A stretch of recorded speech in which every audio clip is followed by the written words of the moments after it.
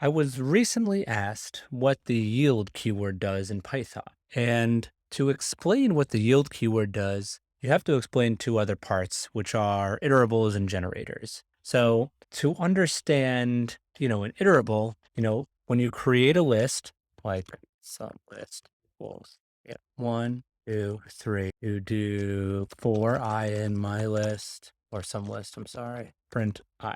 Run this, it'll output one, two, three. Easy enough, right? Some list in this scenario is an iterable. When you use a list, you create a list and so an iterable. Okay. So some list equals x times x4 in range 3, print I, run it. Everything you use for or in is an iterable. Lists, strings, files. Iterables are handy because you can go back and read them as much as you want. You can store the values. But if you're working with large lists, sometimes you don't want huge values. That's kind of where generators come in. The generators are basically iterators, but it's a kind of iterable you can only iterate over once, right? They do not store all the values in memory. They just generate the value on the. So my generator equals 4x in range 3 in my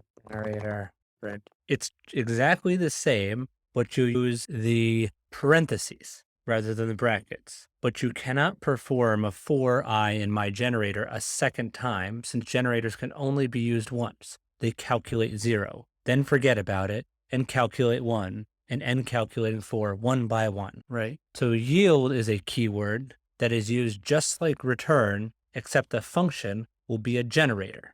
For example, there you go, generator object created generator at that location. So it's a useless example, but it's handy when you know your function will return a huge set of values that you only need to read one single time. To master the yield function or the yield keyword, you must understand that when you call the function, the code you have written in the function body does not run. The function only returns the generator object. Then your code will continue from where it left off each time the for uses the generator. So I hope that makes sense. So it's basically just all about memory savings, and it's a technique for using large data or large lists, more or less. If you got anything out of this video, please hit the like button, hit the subscribe button, and yeah, thank you for watching. Bye-bye.